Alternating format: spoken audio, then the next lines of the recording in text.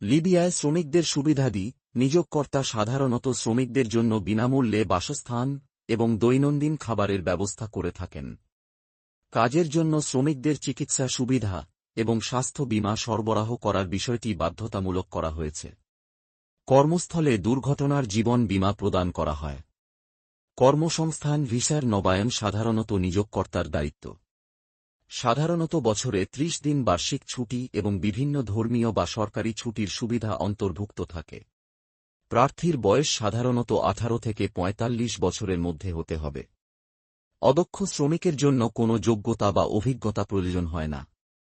আবেদনের জন্য প্রয়োজনীয় কাগজপত্র: ১ বৈধ পাসপোর্ট, ২ ভিসার জন্য ছবি, ৩ মেডিকেল সনদ, ৪ পুলিশ ক্লিয়ারেন্স, ৫ চুক্তিপত্র, ৬ জাতীয় পরিচয়পত্র, ৭ বিএমইটি সনদ। সাধারণত ৫ মাস থেকে ৮ মাস সময় লাগে।